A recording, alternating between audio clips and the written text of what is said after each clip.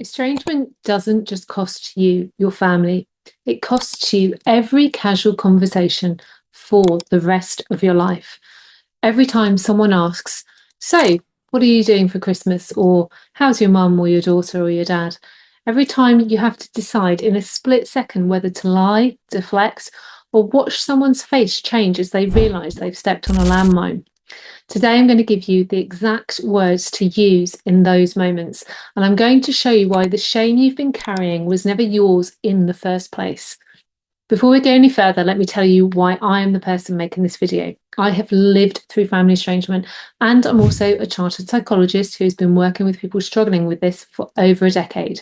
It was also the topic of my doctoral research. So when I talk about this, I'm speaking from both sides.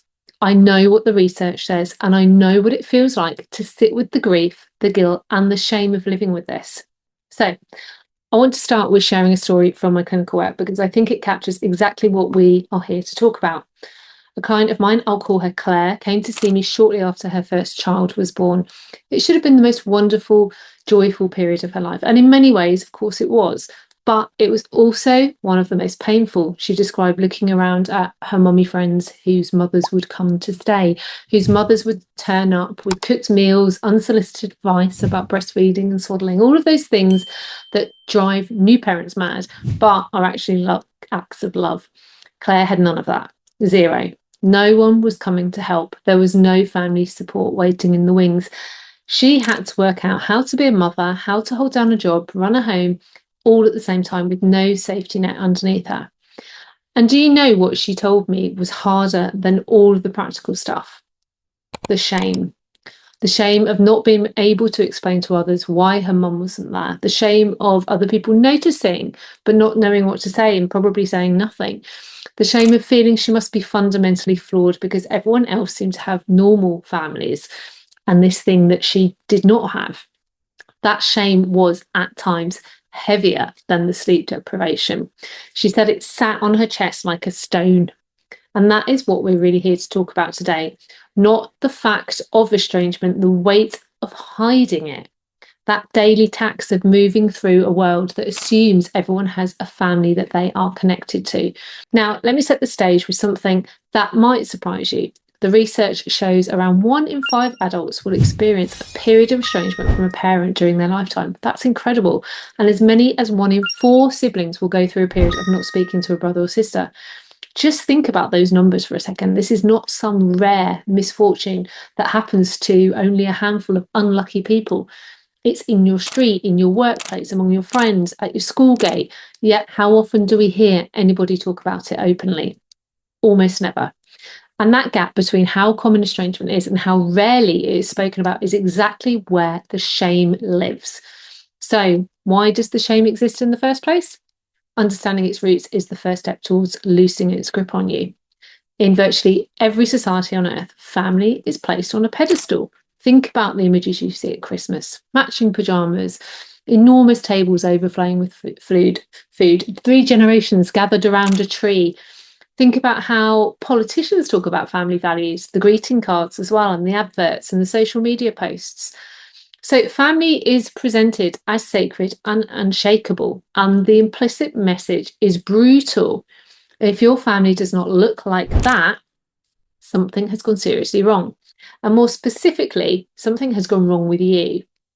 This is what we call the family ideal. And it's deeply embedded in our cultural belief that families are supposed to be loving, supportive, connected units. And of course, everybody wants that. And that is an ideal. And that if yours is not, though, you must have caused it, or you must be too damaged to hold it together. And that's the bit that's problematic. That belief system is so pervasive that it actually gets inside of us. And here is what makes estrangement shame particularly brutal and difficult. So, for example, when a romantic relationship ends, people generally understand there's a social script for breakups and divorce. There's also a script for the death of a family member or a friend, but there is no script for estrangement. There is no card on the shelf that says, "Thinking of you during your estrangement." There is no bereavement leave you can take from work. You cannot walk into your manager's office and say, "I need a few days off because I'm no contact with my dad, son, daughter, mother, sister," so on. It simply does not exist. There's no recognition. So people who are estranged are carrying what is essentially like a bereavement. It's a loss, sometimes the loss of multiple relationships across multiple generations. So it's significant, but they're carrying it in complete silence because there's no socially acceptable way to talk about it. Now, I want to look at this from both sides because the shame hits differently depending on where you are in the estrangement. If you're an adult child who has stepped away from a parent or from your family, the shame usually centers on being seen as ungrateful, cruel, selfish, things like that. There's a powerful cultural narrative that says your parents gave you life, they raised you, they sacrificed things for you. How dare you turn your back on them? People who've never lived through that slow accumulation of unrecognized hurt in a family, and amongst other things, we don't know what's gone on in the family, often struggle to understand why anyone would walk away. So when you tell them or when they find out, you can sometimes see something change in their eyes or flicker. It could be a flicker of judgment. It could be that feeling of momentary withdrawal. And sometimes it's not subtle at all. So they might actually say, how could you do that to your own mother? Life is short. You'll regret this one day. And the one that really stings, but they are your family. I remember a woman I worked with, Emma. She'd been estranged from her mother for 6 years. Her mother had been emotionally abusive throughout her whole childhood and well into her adult life as well. And Emma had tried so many different things, everything. Years of therapy, repeated boundaries, heartfelt conversations where she laid out exactly what she needed for that relationship to work, but nothing changed. Eventually, she made that incredibly difficult decision to stop contact. And she told me that the estrangement itself was the more manageable part, but what wasn't manageable was the look on people's faces when it came up. She'd built a whole library of what she called deflection phrases. And when people asked about Christmas, for example, she'd say, oh, we're keeping it quiet this year. Or when people asked about Mother's Day, oh, I sent a card, and a quick change of subject would follow. She'd become so practiced at covering for her family situations that she sometimes forgot which version of the story she had told to which person. So you can see how complicated and difficult that gets. That's what shame does. It turns you into a performer. It makes you pour enormous energy into managing other people's perceptions instead of simply being allowed to exist in the truth of your own life. Now, let me flip this around because parents estranged from their adult children carry their own version of this shame, and it's no less devastating. For a parent, the shame of estrangement strikes at the very core of identity.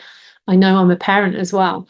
Parenthood is not just something you do, it's something you are. It becomes woven into who you understand yourself to be.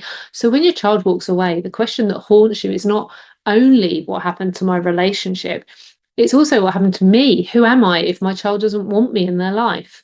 I worked with a father, Peter. He'd been estranged from his daughter for about 3 years following a family conflict, which had just spiraled out of control after his divorce.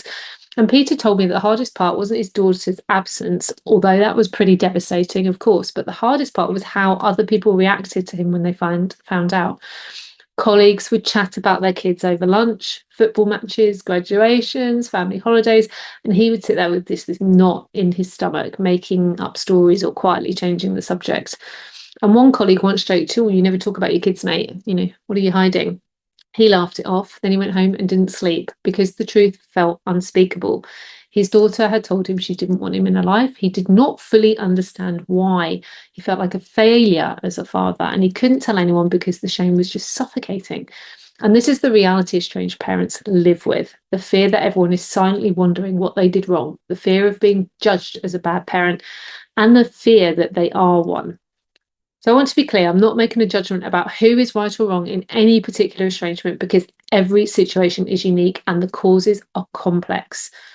What I am saying is that the shame is real on both sides and it deserves to be acknowledged. So let's get into the bit that you really came here for, and that's the practical, tangible guidance for the moment somebody actually asks you a question. Because knowing why the shame exists is important, but knowing what to actually say when you're standing in the break room and someone asks about Mother's Day is what changes your daily experience. The first thing I need you to understand is this: you do not owe anyone the full story of your family life. And let me say that again, because I really want this to sink in. You do not owe anyone your story. Your estrangement is not a performance you put on for other people's curiosity. You are entitled to your privacy about your family relationships, and choosing not to disclose the details of your estrangement is not dishonesty. It's self-preservation. It's wisdom. It's also a boundary. Now, with that said, the constant deflecting and dodging is exhausted and draining. So let me give you 3 strategies that are far more sustainable than white knuckling through every awkward conversation. Strategy number 1 is what I call the bridge response. This is a short, warm, honest enough statement that bridges the conversation to a different topic without inviting follow-up questions. So someone asks, what are you doing for Christmas? You say, I'm keeping things low key this year and I'm actually really looking forward to it. What about you? Notice what just happened? You told the truth, you invited no pity, and you redirected it immediately. Most people will happily take the redirect and start talking about their own plans. So the bridge response works because it satisfies the social contract of the conversation without requiring you to reveal a single thing that you are not comfortable sharing. Strategy number 2 then is what I call the honesty boundary. This is one for people you are a bit closer to, so friends, trusted colleagues, people who have earned some sort of access to you perhaps. So with these people, you might say, things with my family are complicated. I don't really go into the details, but I appreciate you asking. So that one sentence does 3 powerful things. It tells the person there is a situation without handing over the full details. It sets a boundary clearly but kindly, and it quietly signals not to bring it up casually in the future. And most decent people will respect that. And the ones who push past it are telling you something important about their own boundaries or lack of. Strategy number 3 is the prepared response. And this one is for those high pressure moments. So Christmas, Mother's Day, Father's Day, the birth of a child, weddings, everyday events where family involvement is just simply assumed. Before those occasions arrive, what I want you to do is sit down and write out exactly what you will say if someone asks and practice it. Say it out loud in front of a mirror if you need to. It might feel silly at first, but a rehearsed answer means you are never caught off guard. You are not scrambling for words while your heart rate spikes. You already know what you are going to say, and that takes most of the panic out of the moment. So let me give you some examples here. Let's say Mother's Day or Father's Day. If someone asks you what you did for your mum or dad, you could say, we're not really big on that in my family. We show love in other ways. Or actually, I treated myself this year, a long walk and brunch with a friend. If it's Christmas or a holiday gathering, you might say, I spent it with my chosen family this year and it was wonderful. Or simply, I had a really peaceful one actually, and it's exactly what I needed. Notice that none of these are lies. They are carefully chosen truths. There's a difference. And there is a world of difference between lying about your life and choosing which parts of your life to share with which people. That distinction really matters. Now, here is something I hear constantly from people I work with and see. They often say, I feel like I'm living a double life. And I understand that feeling completely. When you're hiding an enormous painful reality from most of the people around you, you can start to feel split. There is the public version of you and the private version of you, and they don't know each other. And that disconnection is exhausting and definitely takes its toll on you physically, emotionally, and mentally. It's isolating. And over time, it will erode your sense of self. So here is what I want you to hear. The goal is not to tell everyone everything. The goal is to make sure you have at least some people in your life who know the real story, people who you don't have to perform for. These are people who have seen your pain and didn't flinch. That could be a therapist. It could be a support group. It could be just that one trusted friend. It could be a partner. But you need at least one space where that mask comes off, because the shame cannot survive in the presence of genuine empathy. Shame needs secrecy to breathe and breed. So the moment you share your truth with someone who receives it with warmth and validation, shame starts to lose its power. Not all at once, not completely, but in a meaningful way. And this connects to something I also really need you to hear. The shame you feel about your estrangement is not actually your shame. Let me explain what I mean by that. When you feel ashamed of being estranged, what is really happening is that you've internalized society's expectations about what family should look like, and you're measuring yourself against an ideal that doesn't exist for millions and millions of people. You did not create that ideal. You did not choose to be born into a family that was unsafe or dysfunctional or abusive or whatever happened there. You did not choose to have a child who decided to walk away. The shame is a social construct, not a personal failing. And I know that sounds like something you might read on a motivational poster, but I've watched what happens when people are able to separate their own worth from their family circumstances. It is literally like watching someone put down a suitcase that they've been carrying for 30 years, let's say. Their shoulders literally change, their posture changes, their breathing changes. So I want to address something that doesn't get enough attention, and that's the ripple effects of estrangement shame on the rest of your life as well, because this shame will show up everywhere else too. It will affect your friendships because you're constantly editing yourself. It affects your romantic relationships because you might be afraid that a partner is going to judge you or leave you if they find out the truth about your family relationships. It affects your parenting because you might overcompensate trying to build the perfect family you never had. And that pressure lands on you and your children. It affects your career because you avoid the workplace social events where family talk might be inevitable. It affects your mental health because carrying a secret this big takes enormous psychological toll. I remember when my children were small, the mothers' groups, the baby classes, and people would innocently ask, do you have family nearby to help? And I would feel that rush of heat to my face every single time because the honest answer was no. And the reason wasn't that I'd moved away to a new city. The reason was that I had no family who could show up for me. And I could see the confusion on people's faces when I gave vague answers, and I could see them, trying to solve the puzzle in some way. And eventually I just started avoiding those conversations altogether, which made me more isolated, which meant even less support, which made everything harder. That is how shame works. It creates a vicious cycle. The shame makes you hide, and hiding makes you isolated, and isolation makes everything more difficult. And the difficulty of everything is that it feeds the shame. So breaking that cycle requires real courage. It requires a conscious decision that your need for connection and support matters more than your fear of judgment. And I'm not going to pretend that is easy. It isn't. It is terrifying. And every time I've been honest with someone about my family situation, there's been a moment just before I speak when I feel like I'm literally standing on the edge of a cliff. But I have learned that most of the time, when you jump, there is someone to catch you. Not always, but most of the time. Let me share one more example, because I think this illustrates something important.